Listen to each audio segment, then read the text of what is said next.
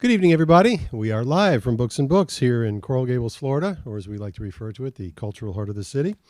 Please pick up a copy of our Books and Books newsletter. You'll get a rundown of all the great events we have at Books and Books every night of the week. We have children's events, as we do tonight. We have Spanish events, poetry readings, first-time authors, and celebrity signings. So take a copy of that or go to our website and give us your email address so we can alert you to the things that are going on here in the store just about every night of the week. I remind you, of course, that we are also live streaming through the internet. If you're watching on the internet, you can give us a call here at the store. We'll get a book signed for you. We'll ship it to you free of charge anywhere in the United States. You can even call the store while the event is in progress and ask a question of the author. Again, I encourage you to visit our site for more information. And as I say, give us your email address, and we will make sure that you are aware of everything that goes on here at the store, and there's quite a bit. Tonight, we're very happy to have with us Jennifer Holland and Unlikely Heroes, 37 inspiring stories of courage and heart from the animal kingdom. In her heartwarming New York Times bestsellers, Unlikely Friendships and last year's Unlikely Loves, Jennifer Holland revealed the surprising emotional bonds that exist between animals of different species. Her book spent dozens of weeks on the bestseller lists and caught the attention of major media from CBS This Morning to USA Today. Why?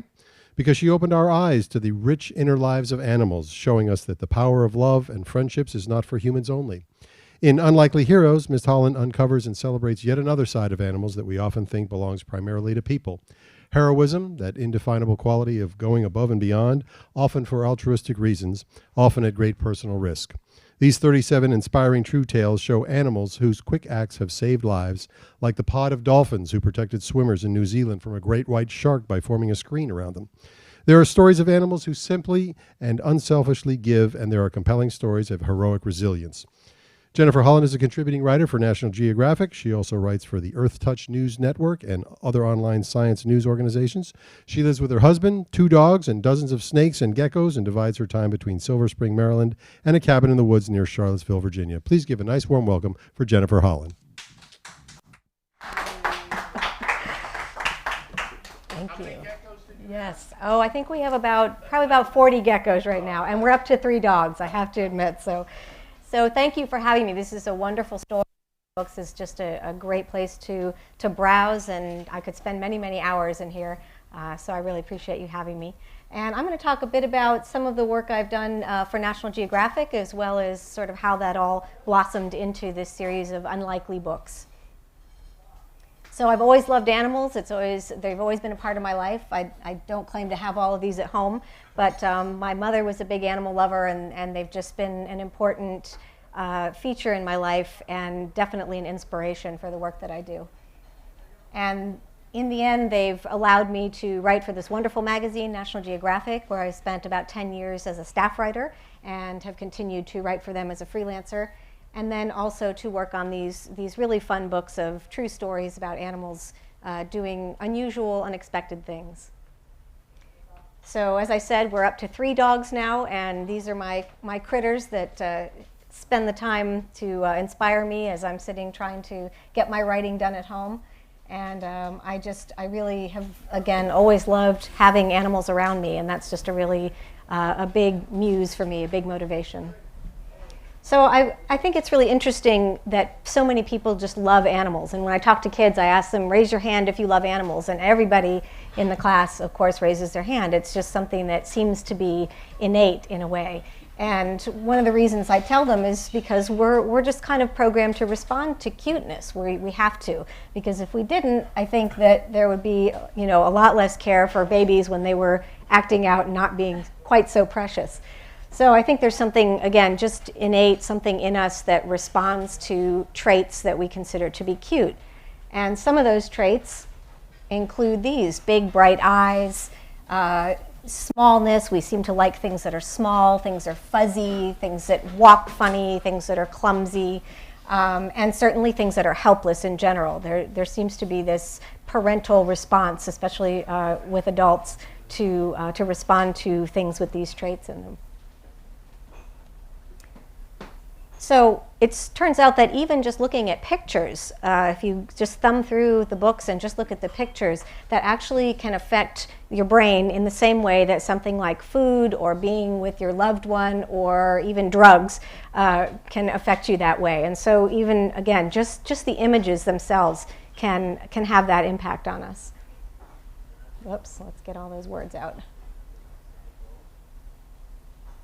So in my work, I of course love writing about cute things. That's a lot of fun, but not everything that I focus on necessarily has those traits.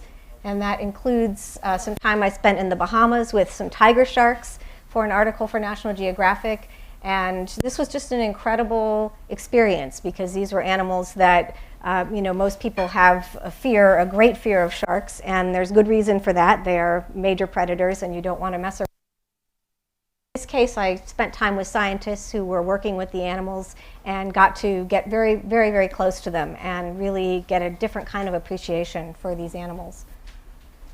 I get to write about very strange, bizarre, beautiful things. These were our birds of paradise from the island of New Guinea, and I spent about 5 weeks traipsing around in the forests and the hills looking for these birds of paradise, to catch them when they were doing their remarkable mating performances. So these are all male birds that are amazingly colored, and they put on these dances and shows for the females in order to attract a mate. And we had a fantastic time watching some of these performances.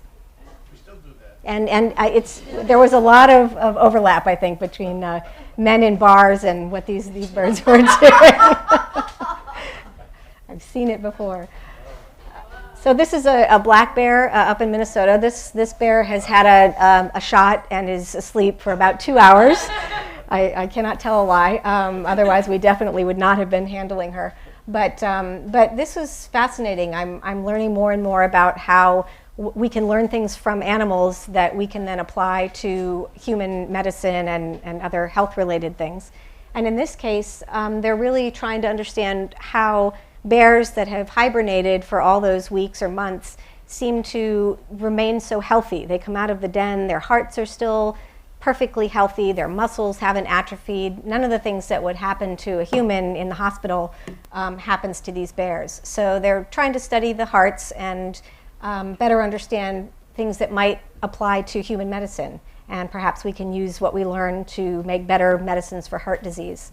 They're also doing that with animal venom, I have to mention. I did a very fun article about that, looking at the ways that components of venom can be used in medicines. And actually the major diabetes drugs and some of the heart disease drugs already use components from animal venom.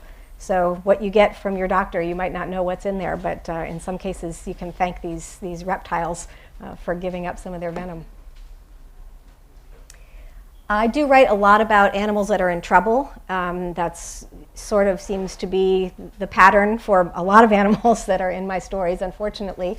But honeybees, as I'm sure most of you have heard about, the decline of honeybees, the die-offs that have been happening the last decade or so, they're still really trying to figure out what's going on with that. There's probably multiple reasons for it, from pesticides to pollution to all kinds of other things.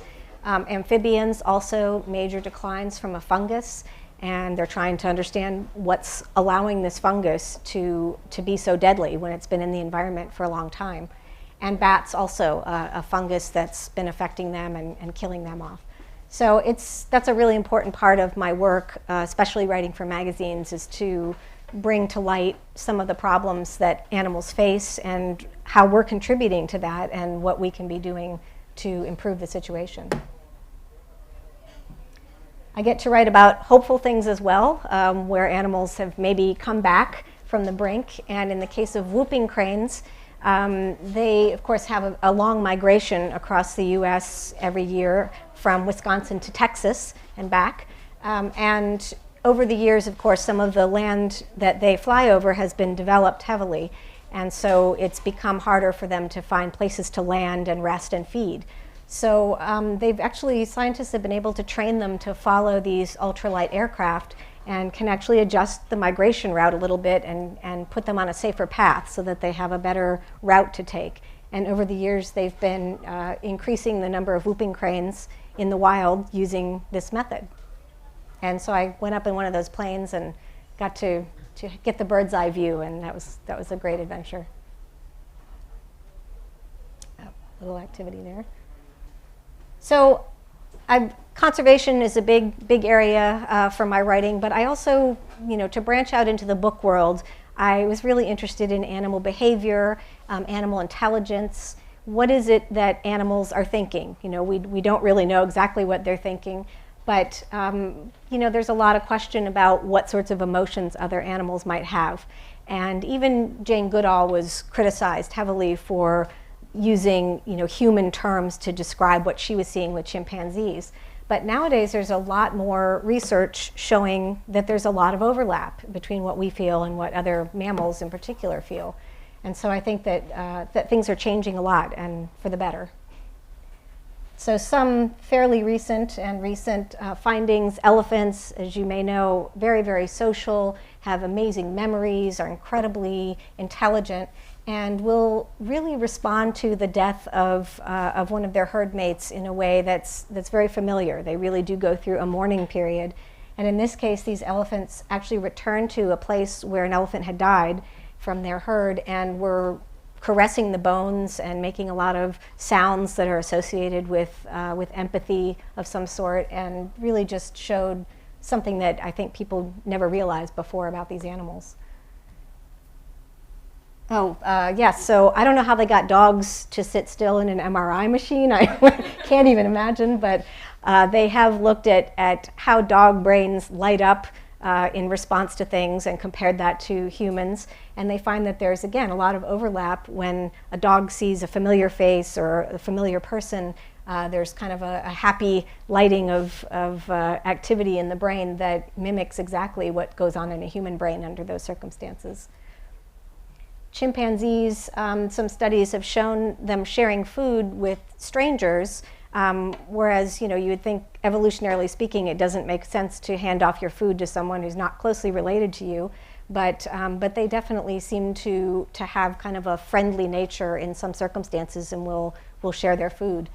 And even animals like rats seem to have some sort of empathy, where they really will respond to another rat that's in pain or is going through a stressful situation, and they seem to be very upset by that when it's another of their kind.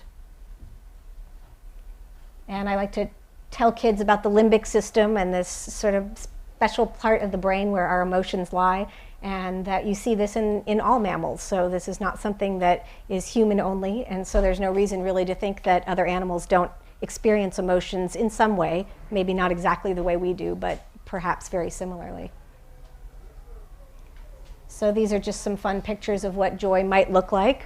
I'm sure you know, some animals, when they grin, it doesn't have anything to do with joy at all, but the photos are fun. Fear is always something that I think we all share, very important emotion for other animals, especially in the wild. Regret. They have done some studies showing that in a case like this, the dog is probably responding more to the owner and the owner's response rather than to, you know, understanding what they did wrong. But that looks like regret to me.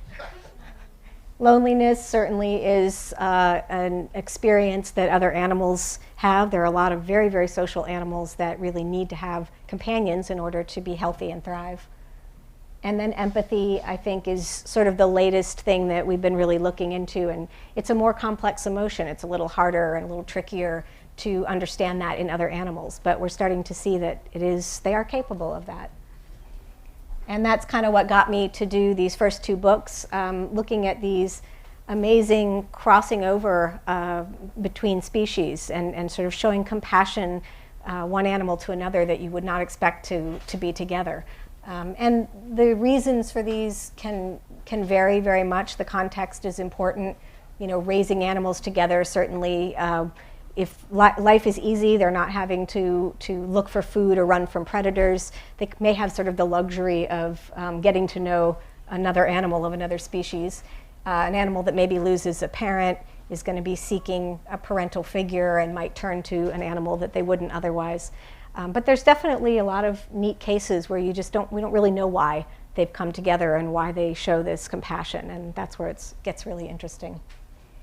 So some of the stories from the first two books include some of these have become kind of famous on the internet, the Great Dane and the Blind Fawn, a case in which the veterinarian that was taking care of the deer at home found that her dog, just of his own accord, became a seeing eye dog for this deer and just started leading it around. And when the deer seemed to be struggling, the dog was there for it. And she said it was just this incredible relationship that just blossomed very naturally and really helped the deer, I think, to thrive in its new environment. This elephant, a young elephant in Kenya, its mother had died, and they didn't have another elephant to give as a companion, so they gave it a sheep. Not an animal I maybe would have expected, but sheep, it turns out, are incredibly intelligent. They have amazing memories. They apparently can remember hundreds of different faces and recognize different people. And in this case, the two became very, very close. They started sharing food, even though they ate very different things. It was like they would sort of test out each other's foods and sleep together and just really spent all their time together. And so for a time, this elephant really, I think, blossomed because of the companionship of this sheep. The cheetah and the dogs, some of you might have heard about how they're now raising dogs with cheetahs in some of the zoos, because cheetahs tend to be very stressed out, high maintenance, high strung in captivity. And for some reason, when they bring these dogs in, it calms these cats down greatly. And so now it's becoming more and more common that you see this in the zoos. You'll even see, sometimes I think they walk the animals through the zoo, kind of take them out for a stroll. I've heard people say they've seen them out that way. And then this bizarre case of an iguana and a cat. Yes, very strange. This was in New York City. The iguana, somebody had released it on the street in Brooklyn somewhere. Just didn't, I guess, realize that a male iguana can get kind of nasty and didn't know what to do with it. So instead of taking it to a pet store or somewhere where it belonged, they just released it.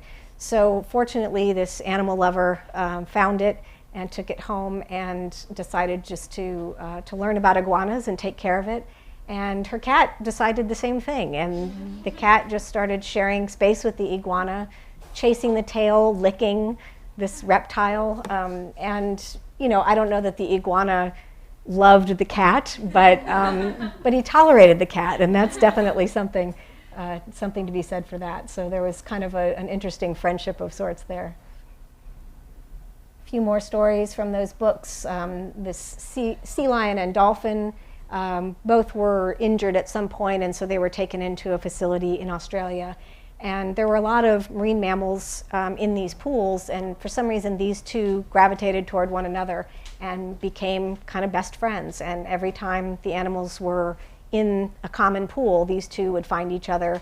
They even seemed to have kind of a language of their own, even though they make different sounds. They would call to each other and respond and kind of come together to play. The polar bears can be a big danger to sled dogs. Some people have lost sled dogs to polar bears up in Canada and Alaska. But a photographer caught some polar bears coming in and playing with the dogs and found that, a bear, there was sort of an understanding of how far it could go because it didn't injure the dog, even though it could play very, very rough and certainly could have. And it would come back multiple days in a row to the same dog and play with the dog. And these bottom two both are sort of father figures in places where there are a lot of animals. This big pig actually inspired a woman to start a rescue for farm animals that had been injured or abandoned. And she said it was truly like a father figure to all of the animals. It was like they went to this pig, or the pig would seek out animals that were injured or that needed a cuddle of some sort. And he was just a really great inspiration for her. And pit bulls, I like to give them a little credit for not being horribly nasty animals on their own. This one in particular is really, really sweet to, again, every animal that the owner brings home. Just sort of goes to this dog or the dog goes to it, and they all get along very well. So I thought I'd branch out from just kind of the friendships and loves and look at animals that do something heroic. And I wanted to think a little bit about not just the obvious definition of hero, sort of swooping in and doing something that saves a life perhaps, but also animals that maybe are trained to assist in some way, that kind of give their lives. Maybe they don't know that's what they're doing, but they're still doing something that is heroic for someone. And animals that are used in conservation of other animals. And so that's what led to book 3, Unlikely Heroes. And I'll tell you a little about that cover dog in a minute. So this was a female elephant seal, and a keeper had been taking care of this seal for about a year. It had some injuries again and had been brought in. And one day he went into the exhibit to clean and feed, and he slipped on a fish or something and went down and kind of really knocked himself out a bit. He said he really saw stars and was feeling a little woozy. And out of the corner of his eye, he saw a whole band of young seals with very sharp teeth, very, very aggressive young seals coming toward him and kind of in a hurry. And he really realized that he was going to get mauled. These things were really going after him. But then from the other side of the pool comes Gimpy, his animal, and she literally ran to him as well as she could run on land and got between him and these other seals and sort of got into a defensive posture, made some noise, and protected him while he was able to get up and get out of the way of these other seals. So Gimpy was definitely a hero to this gentleman. So Nikio, this is the dog on the cover. And this is sort of a hero in terms of spirit. This is a dog that went through a very, very difficult puppyhood. A litter of pups were left behind in a very cold basement somewhere in the Midwest. And I think the house was foreclosed on, and the dogs were left behind. And there were puddles on the floor, and the pup's paws got frozen to the floor. So when they discovered these puppies, he was in really bad shape. But a wonderful woman adopted him. They amputated all 4 paws. And again, he went through a very difficult time even after that, while they sort of got used to not having any paws. And then she was able to get these wonderful prosthetics made for him. A company called OrthoPets actually donated, I think, 2 of them. And she collected donations to get the others. And he's the nicest, sweetest, most charming, loving dog you can imagine, has this just celebratory spirit, and she takes him to meet kids that have had, maybe lost a limb or have some other disability, and to hospitals, and he really inspires, I think, a lot of people to see that you can kind of come out of a tragedy and really be okay with it. So these are, I call them the Sea Otter Super Moms. And this is a program in Monterey Bay, at the Monterey Bay Aquarium. A number of years back, these animals were in big trouble. There were not very many of them left, and they had been hunted for their wonderful pelts for a long, long time. But one of the ways that Monterey Bay wanted to help them was to take in pups that were abandoned, or if the mother died or something, they wanted to still be able to raise these pups. And so they found that they would take another female and she would adopt readily another pup, 2, 3, as many as they gave her, and she would raise it as if it were her own pup.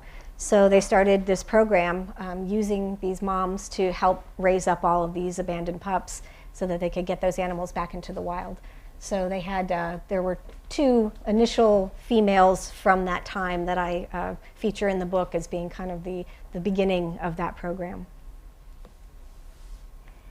This is a rat in Africa. These are rather large beasts, not the kind of thing you see in the alleys of New York, thank goodness. But these are amazing animals because you hear about dogs, of course, with their incredible noses and all the things that they can smell, and that we've been training them to smell anything from drugs to disease to a child that's missing, trying to find a child, anything like that. But you don't hear about rats doing that very often. But in parts of Africa, they have been breeding these rats and training them to sniff out landmines. And they've been clearing huge areas of land where these mines are still buried from past wars. And the rats, it's much safer for them, obviously, to go out there than a person. And they're lighter than dogs and cheaper to breed and cheaper to take care of. So they've been using them for the last few years to clear these landscapes of mines. And they've saved countless lives, who knows how many. They also find that these rats are great at sniffing out tuberculosis. And so they also use them in some countries now to sniff samples from patients. And they find that the rats actually smell something that the doctors don't necessarily see under the microscope. So sometimes the rats have diagnosed somebody that the doctors didn't. So again, they've been saving lives in different parts of Africa. This is Kashka the cat, and this was a very sweet story, one of my favorites. This soldier was in Afghanistan for a long time. He'd done a number of tours of duty and really was at the lowest point of his life. He had lost some men recently. He was very, very troubled by what he was experiencing. He was very depressed. And he says that he didn't know how he was going to get through. And then this little cat showed up on the base and started coming around, and it seemed to gravitate toward him specifically. There were other soldiers that petted the cat and were kind to it, but it kept coming to him.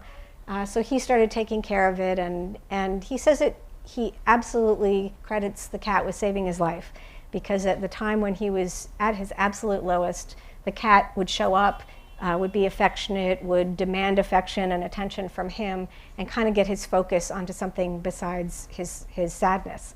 And so he says it was the timing, everything about it just kind of got him through some of the hardest times of his life. And fortunately, he was able to ship it home. It was logistically really difficult, but he got this cat home, and it now lives the good life in Oregon with his parents. So I'm sure it got a hero's welcome when it got there. Here's Willie the parrot, and this is one of those stories that you hear occasionally, something like this, and you wonder, does this really happen? But a woman was babysitting her friend's daughter, and the little girl was watching TV, so the babysitter left the room just quickly. And while she was out of the room, she heard this bird, Willie, the pet bird, making a lot of noise, squawking. And suddenly she distinctly heard the bird saying, "Mama, baby, mama, baby." And so she ran into the other room, and the little girl had gotten a piece of a Pop-Tart or something off the table and was choking on it. And she was literally turning blue, and if it hadn't, if the babysitter hadn't come in very soon, it might have been a really tragic ending. So she was able to do the Heimlich maneuver. The baby was fine. But the owner of the bird said she'd never heard her say that before, had never combined those words before, and it's just really an amazing thing that this bird somehow realized what was going on and what to say in order to get attention. I always have to throw a couple of llamas in here because, again, animals you don't expect to be particularly empathetic or kind. But the far one over there, the red one, Rojo, is a therapy llama. And so you have therapy dogs. Maybe you hear about therapy. There's capuchin monkeys, I think, are sometimes therapy animals. There's a few others. But these llamas are actually really trainable and very sweet. And so this one goes around. It's been to many old folks' homes and hospitals and rehab facilities. And it just allows everybody just to touch it, climb on it. They put costumes on this animal, kids pull on its tail, whatever. And the llama just really kind of brings a lot of light into these people's lives. They say people who haven't really said much in the last month or so, when the people come with the llama, it just changes how they feel. It changes their behavior around the other people. It really just lightens everything up. And there's some wonderful stories that I include in the book about some kids that have responded to the llama in that way. And then there's Little Man over here. One of the sadder stories in the book, there was a big fire on a farm, and most of the animals, a huge number of animals, were killed in the fire. But this llama had a herd of about 30 sheep that he was kind of watching over, and he managed to herd all of these sheep to a back corner somewhere on the lot.